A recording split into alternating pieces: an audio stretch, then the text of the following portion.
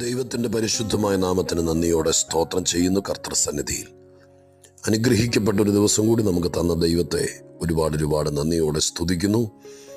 ഒപ്പം ദൈവത്തിൻ്റെ വചനത്തിനു വേണ്ടി ആകാംക്ഷയോടെ കാത്തിരിക്കുന്ന എല്ലാ പ്രിയപ്പെട്ടവരെയും സ്നേഹപുരസരം കർത്താവിൻ്റെ നാമത്തിൽ വിനീതമായിരിക്കുന്ന വന്ദനങ്ങൾ അറിയിച്ചുകൊണ്ട് ദൈവത്തിൻ്റെ കരുണയും കൃപയും ദയയും വിശ്വസ്തതയും നമ്മുടെ മേൽ അളവില്ലാതെ ചൊരിഞ്ഞ് നമ്മളെ ജയോത്സവത്തോടെ നടത്തുവാൻ ആലോചനകൾ തന്ന് ദൂതുകൾ തന്ന് ദൈവത്തിൻ്റെ വഴിയിലൂടെ നമ്മളെ സഞ്ചരിക്കുവാൻ ദൈവദാസന്മാരിലൂടെ നൽവഴി പറഞ്ഞു തന്ന് നമ്മളെ നേരോടെ നടത്തുന്ന ദൈവത്തിന് പിന്നെയും സ്തോത്രം ചെയ്തുകൊണ്ട് അനുഗ്രഹിക്കപ്പെട്ട ഈ നല്ല ദിവസം നിങ്ങളോടുള്ള ദൈവാലോചനയ്ക്ക് വേണ്ടി കർത്താവിൻ്റെ സന്നിധിയിൽ നിങ്ങളുടെ ശ്രദ്ധയെ തിരുവഴുത്തിലേക്ക് തിരിക്കുന്നു. കഴിഞ്ഞ നാളുകളിലൊക്കെ നമുക്ക് ആലോചന തന്ന ദൈവം വീണ്ടും നമ്മളെ ഉറപ്പിക്കട്ടെ, ധൈര്യപ്പെടുത്തട്ടെ, മനസ്സിൻ്റെ ഭാരങ്ങൾ മാറ്റിക്കളയട്ടെ, ശരീരത്തിൻ്റെ വ്യഥകളും നുഖങ്ങളും ദൈവം എടുത്തു കളയട്ടെ. സുന്ദരമായ ജീവിതം ശരീര ആത്മദേഹികളിൽ സുഖം തന്ന് നമ്മെ നടത്തട്ടെ എന്ന് പ്രാർത്ഥിച്ചുകൊണ്ട് സദൃശ്യവാക്യങ്ങളിലേക്ക് നിങ്ങളെ ശ്രദ്ധയെ തിരിക്കുന്നു. സദൃശ്യവാക്യങ്ങൾ 16 അധ്യായം 15 വാക്യം വായിക്കുകയാണ്. പ്രോവേഴ്സ് ചാപ്റ്റർ 16 വേഴ്സ് 15. 16 അധ്യായത്തിൻ്റെ 15 വാക്യം വായിക്കുന്നു. രാജാവിൻ്റെ മുഖപ്രകാശത്തിൽ ജീവനുണ്ട്, അവൻ്റെ പ്രസാദം പിന്മഴയ്ക്കുള്ള മേഘം പോലെയാകുന്നു. ദൈവത്തെ പ്രസാദിപ്പിക്കേണ്ടത് എങ്ങനെ എന്ന ചോദ്യം പൗലോസ് തെസലോനിക്കർക്ക് എഴുതിയപ്പോൾ 4 അധ്യായത്തിൻ്റെ 1 വാക്യത്തിൽ വായിച്ചു. ആ വാക്യത്തിൽ നിന്ന് തുടർന്ന് നമ്മൾ ജീവിതത്തിൻ്റെ ഏറ്റവും വലിയ കടപ്പാടാണ് ദൈവത്തെ പ്രസാദിപ്പിക്കുക എന്നുള്ളത്. ഈ ഭൂമിയിൽ ദൈവത്തിങ്കിൽ നിന്ന് എന്തെങ്കിലും നമ്മൾ പ്രതീക്ഷിക്കുന്നുണ്ടെങ്കിൽ, നമ്മൾ ദൈവത്തിൽ ആശ്രയിക്കുന്നുണ്ടെങ്കിൽ, കീറാമുട്ടി പോലെ നമ്മുടെ ജീവിതത്തിൽ കിടക്കുന്ന വിഷയങ്ങളിൽ ദൈവം ഇടപെടണമെന്ന് ആഗ്രഹിക്കുന്നുണ്ടെങ്കിൽ, അതിന് വേണ്ടത് ആരോടെങ്കിലും പ്രാർത്ഥിക്കാൻ പറയുന്ന അല്ല, അതൊരു തുടക്കമായിരിക്കാം. ദൈവം നമ്മുടെ വിഷയങ്ങളിൽ ഇടപെടണമെങ്കിൽ നമ്മൾ വിചാരിക്കുന്നത് പോലെ ഈ 2-3 മാസം കൊണ്ട് നമ്മൾ പ്രതീക്ഷിക്കുന്ന നന്മയിലേക്ക് നമ്മൾ ചെന്നെത്തണമെങ്കിൽ, ആളുകളെ കുറ്റം പറഞ്ഞിട്ടോ കൂടെ താമസിക്കുന്നവർ പോരായ്മയുള്ളവരാണെന്ന് കണ്ടെത്തിയിട്ടോ നമ്മുടെ ജീവിതത്തിൽ വലിയ പോരാട്ടവും പ്രശ്നവും ഉണ്ടെന്നോ ആരൊക്കെയോ നമ്മളെ മനഃപൂർവ്വമായിട്ട് ഉപദ്രവിക്കാൻ വേണ്ടി അന്യാരാധനകളെ കൂട്ടുപിടിച്ചുകൊണ്ട് എന്തൊക്കെയോ ചെയ്യുന്നുണ്ടെന്ന് നമ്മളിങ്ങനെ ഒരു ആത്മതമർപ്പണം ചെയ്തതുകൊണ്ടൊന്നും ദൈവത്തിൻ്റെ പ്രവൃത്തി നടക്കുകയില്ല.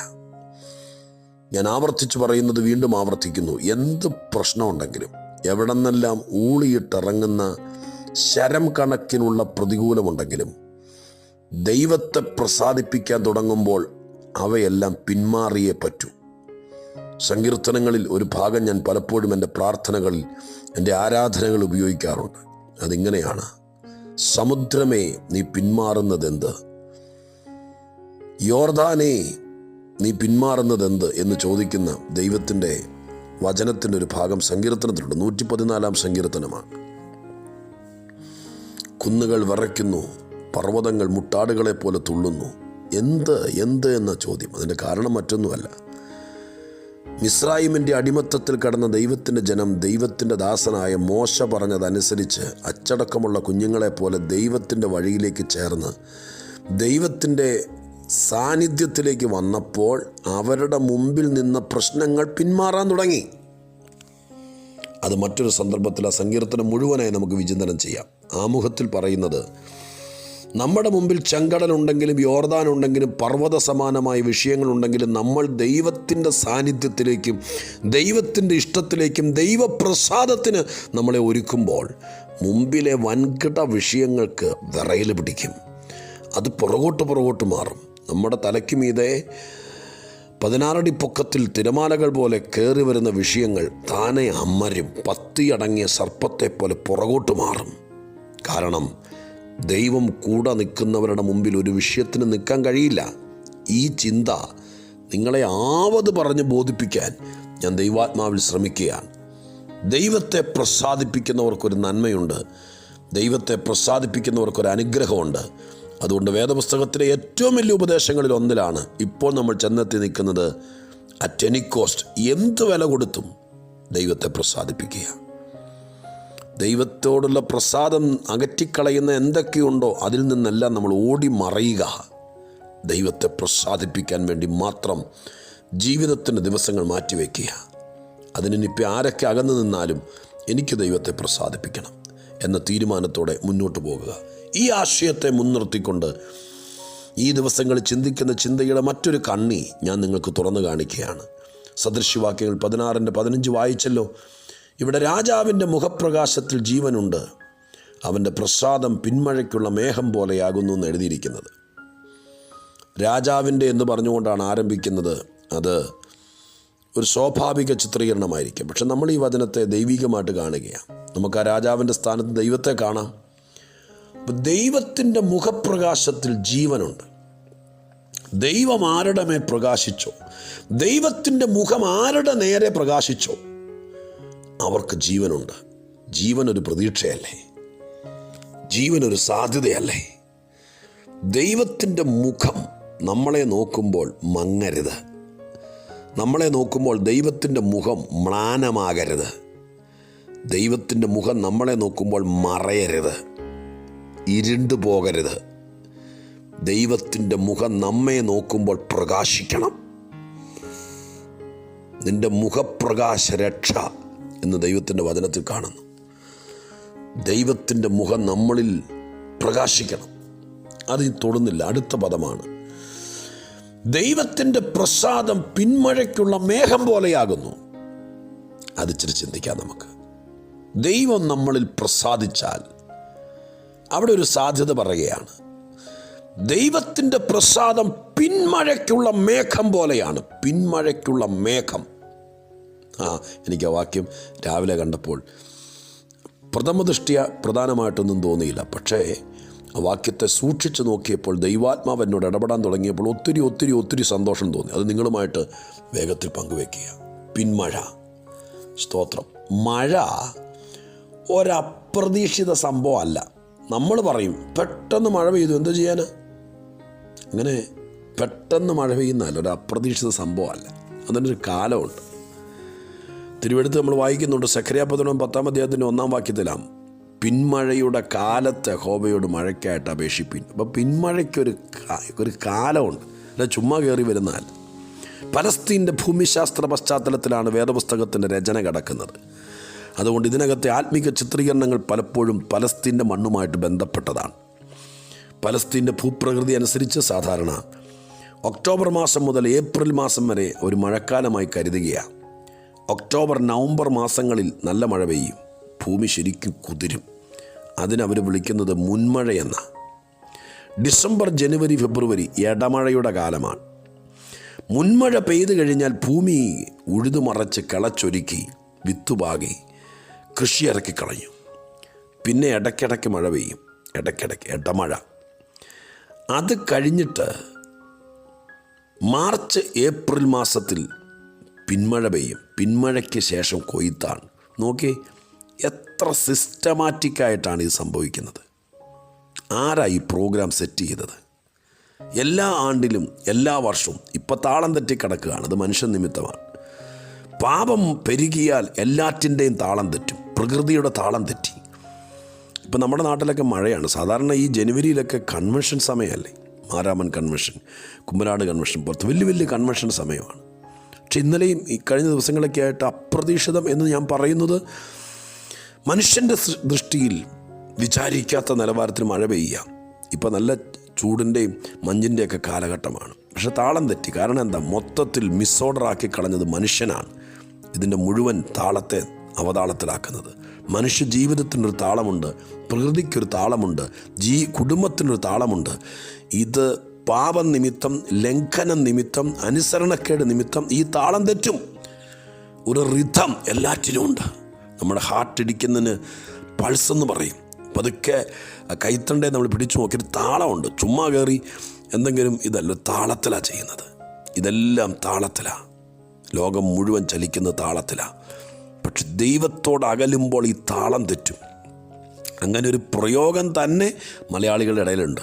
ആകെപ്പാടെ അവതാളത്തിലായി എന്ന് പറഞ്ഞാൽ അവതാളം, താളം തെറ്റി എന്ന് പറഞ്ഞാൽ മനസ്സിലായോ? എല്ലാം പാളം തെറ്റി. എന്നെ കേൾക്കുന്ന പ്രിയപ്പെട്ടവരെ, താളം തെറ്റിക്കിടക്കുന്നൊരു ജീവിതത്തിന് നടുവിലാണ് നിങ്ങൾ നിൽക്കുന്നതെങ്കിൽ താളം തിരിച്ചു കൊണ്ടുവരാം. അതിന് ദൈവപ്രസാദം നമുക്കുണ്ടാവണം. കേൾക്കൂ. സ്തോത്രം. ഹല്ലേലൂയ. ഇതിനൊരു താളമുണ്ട്, മഴയ്ക്ക് ഇതിനൊക്കെ ഒരു സിസ്റ്റമുണ്ട്. അതാ ഞാൻ പറഞ്ഞത്, അപ്രതീക്ഷിതമല്ല, ദൈവം ഇത് സെറ്റ് ചെയ്ത് വെച്ചിട്ടുണ്ട്. ഭൂപ്രകൃതിക്ക് തക്കവണ്ണം നിൻ്റെ കുടുംബത്തിന് വേണ്ടതെല്ലാം സെറ്റ് ചെയ്ത് വെച്ചിട്ടുണ്ട്. നിൻ്റെ കുടുംബം ദൈവത്തിൻ്റെ നിരീക്ഷണത്തിലാണെങ്കിൽ, അതിനകത്ത് നീതിയും നന്മയെല്ലാം മുളച്ചു വരണമെങ്കിൽ, അവിടെ ഫലം കായ്ക്കണമെങ്കിൽ, സർവശക്തനായ ദൈവം നിങ്ങളുടെ കുടുംബം സംജാതമായപ്പോഴേ നിങ്ങളുടെ കുടുംബത്തിന് ദൈവം സിസ്റ്റമാറ്റിക്കായിട്ട് ചെയ്തു വെച്ചിരിക്കുന്ന ചില സിസ്റ്റമുണ്ട്. അത് വീണ്ടും വീണ്ടും ദൈവത്തെ പ്രസാദിപ്പിച്ച സമയത്ത് നടന്നോളും. അത് താളം തെറ്റുന്നത് എപ്പോഴാണെന്നറിയാമോ? സമയത്ത് മക്കൾ ജനിക്കാത്തത്, സമയത്ത് വിവാഹം നടക്കാത്തത്, സമയത്ത് സ്വസ്ഥത വരാത്തത്, സമയത്ത് നമ്മുടെ കാര്യങ്ങൾ നടക്കാത്തത്, കടം മാറാത്തത്, സമയത്ത് സന്തോഷിക്കാൻ പറ്റാത്തത് എന്ന് വേണ്ട അസമയം. എൻ്റെ ദൈവമേ, എത്ര നാളായി ഞങ്ങൾ കരയുന്നു, എത്ര നാളായി വിലപിക്കുന്നു, എത്ര നാളായി ഉപവസിക്കുന്നു. പണ്ടേ ഫലം കായ്ക്കേണ്ട സമയം കഴിഞ്ഞു. പൂത്തുലഞ്ഞ് കിടക്കേണ്ട പല കുടുംബങ്ങളും ഇപ്പോഴും വരണ്ട് കിടക്കാൻ കാരണം താളം തെറ്റിക്കിടക്കുന്നു. യേശുവിൻ്റെ നാമത്തിൽ ഇന്ന് ഈ ദിവസങ്ങളിൽ നമ്മുടെ ഈ 3 മാസത്തെ പദ്ധതിയിൽ താളം തെറ്റിയ പല കുടുംബങ്ങൾ, താളം തെറ്റിയ പല ജീവിതങ്ങൾ, താളം തെറ്റിയ തലമുറകൾ, താളം തെറ്റി നിൽക്കുന്ന പല സാമ്പത്തിക മേഖലകൾ, ശരീരത്തിൻ്റെ താളം തെറ്റി രോഗവും പ്രയാസവും, മനസ്സിൻ്റെ താളം തെറ്റി മാനസിക സമ്മർദ്ദങ്ങളും ഇതായി കിടക്കുന്ന കുടുംബങ്ങളുടെ മേൽ ദൈവത്തിൻ്റെ കരം ചലിച്ച് താളത്തിലേക്ക്, ആ റിഥത്തിലേക്ക് ദൈവം മടക്കി വരുത്താൻ പരിശുദ്ധാത്മാവിൽ പ്രാർത്ഥിക്കും. ഞാൻ ഈ പറയുന്നതിൽ കഴമ്പുണ്ടെന്ന് ബോധ്യപ്പെട്ടാൽ നിങ്ങൾ ആത്മാവിൽ പ്രാർത്ഥിക്കും. ദൈവമേ, എൻ്റെ കുഞ്ഞിൻ്റെ ജീവിതം താളം തെറ്റല്ലേ, ഞങ്ങളുടെ ജീവിതം താളം മറിയല്ലേ. യേശുവിൻ്റെ നാമത്തിൽ ദൈവം വെച്ചിരിക്കുന്ന ഒരു സിസ്റ്റമുണ്ട്. ആ സിസ്റ്റം എൻ്റെ കുടുംബത്തിന് വേണ്ടി ദൈവം ഓപ്പറേറ്റ് ചെയ്തിട്ടുണ്ട്. ഭൂമിയിൽ മനുഷ്യനുണ്ടാകുന്നതിനേക്കാൾ മുമ്പ് ഇവിടെ സ്തോത്ര രമണീയമായിരിക്കുന്ന നിലവാരത്തിൽ കാര്യങ്ങൾ സംഗ്രഹിച്ച് ക്രമീകരിക്കുന്നതിനേക്കാൾ മുമ്പ് ദൈവമാണ് ഈ മഴയും വേനലും, ഇടമഴയും പിന്മഴയും മുൻമഴയുമെല്ലാം ദൈവം തമ്പുരാൻ കമ്പ്യൂട്ടറിൽ പ്രോഗ്രാം ചെയ്ത് വെച്ചിരിക്കുന്നത് പോലെ വെച്ചിരിക്കുക. ചിന്തിക്കുന്നവർക്ക് സ്വോത്രം പറയാനുള്ള വകയുണ്ടാവും. അല്ല ചുമ്മാ ആരാണ്ട് മോട്ടർ അടിക്കാൻ നേരത്ത് സ്വിച്ച് ഇട്ടതുപോലെ വരികയല്ല. ഈ രണ്ടാമത്തെ കാര്യം പറയാം കേട്ടോ. മഴയ്ക്കൊരു പ്രോസസ്സുണ്ട്. ഞാനിപ്പോൾ പറഞ്ഞതുപോലെ ചുമ്മാ സ്വിച്ചിട്ട് കിണറ്റിൽ നിന്ന് വെള്ളം അടിച്ച് കയറ്റും പോലെ ടപ്പേന്ന് അടിച്ച് കയറ്റിയൊരു പ്രോസസ്സുണ്ട്. എങ്ങനെ മഴ പെയ്യുന്നത്? സമുദ്രത്തിലെ വെള്ളത്തിൽ സൂര്യതാപം തട്ടുമ്പോൾ അത് നീരാവിയായി സ്തോത്രം മുകളിലേക്ക് ഉയർന്ന് മേഘപാളികളിൽ തട്ടി നിന്നിട്ട് കാർമേഘങ്ങളായി പരിണമിച്ച് തണുപ്പുള്ള കാറ്റടിക്കുന്ന സമയത്ത് മഴയായി, മഴത്തുള്ളികളായി താഴേക്ക് പെയ്തിറങ്ങുക. ഇതൊരു സൈക്ലിങ്ങാണ്, ഒരു സിസ്റ്റമാണ്. പെട്ടെന്ന് മുകളിൽ നിന്ന് മഴ പെയ്യാൻ പറഞ്ഞ് നടക്കുകയല്ല. ഇവിടെ നിന്ന് മുകളിലേക്ക് പതുക്കെ കാർമേഘം കടലിൽ നിന്ന് ബാഷ്പീകരിച്ച് മുകളിലേക്ക് കയറി മുകളിൽ ചെന്നത് കാർമേഘമായിട്ട് നിൽക്കണം. അങ്ങനെ നിൽക്കുമ്പോഴാണ് തണുത്ത കാറ്റടിക്കുമ്പോൾ മഴയായിട്ട് താഴേക്ക് വരുന്നത്. വീണ്ടും ഈ സൈക്ലിംഗ് ആരംഭിക്കുന്നു. ഇതാണ് അവിടുത്തെ സിസ്റ്റം. ഓക്കെ, ഇവിടെ മനുഷ്യൻ, ഞാനും നിങ്ങളും ദൈവത്തെ പ്രസാദിപ്പിക്കുക. ഇന്നത്തെ ദിവസം നമുക്ക് കിട്ടി. ഇന്ന് ഒരുപാട് കാര്യങ്ങൾ ഇടപെടേണ്ടി വരും.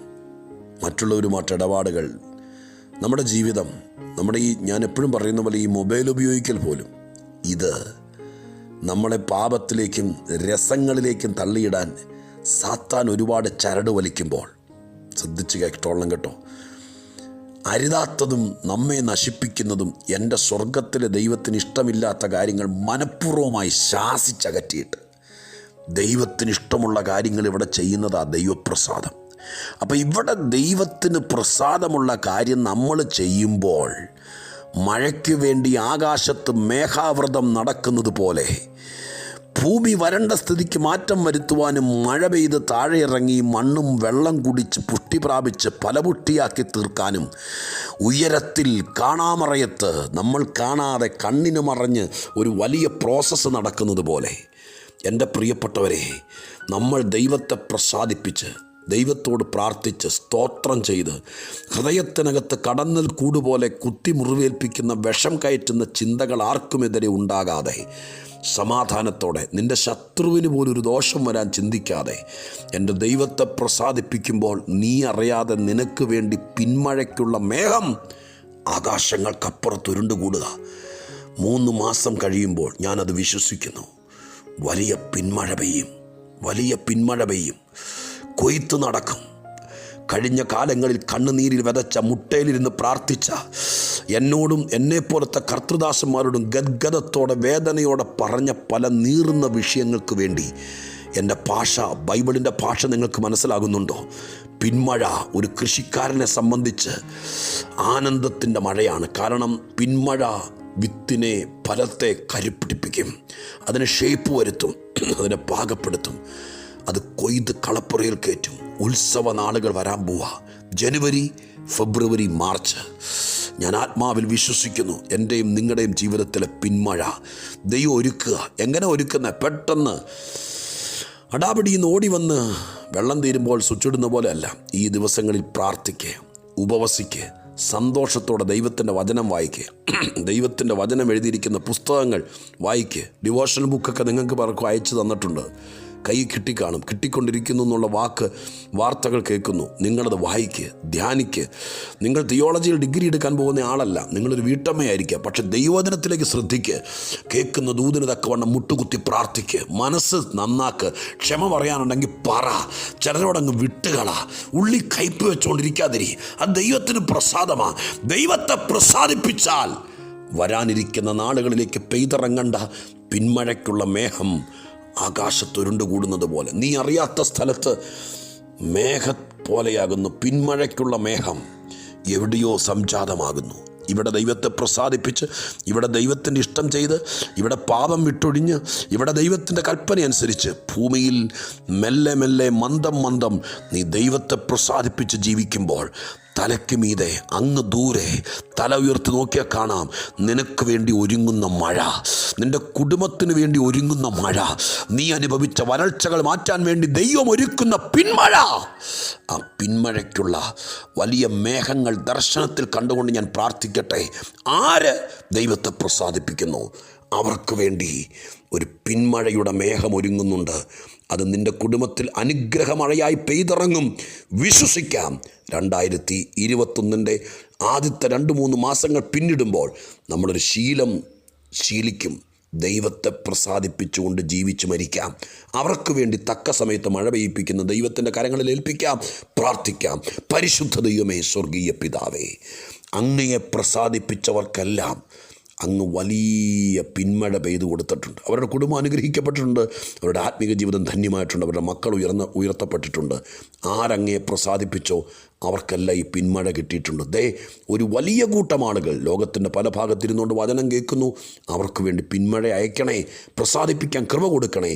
യേശുവിൻ നാമത്തിൽ പ്രാർത്ഥിക്കുന്നു. കേൾക്കണേ പിതാവേ. ആമേൻ.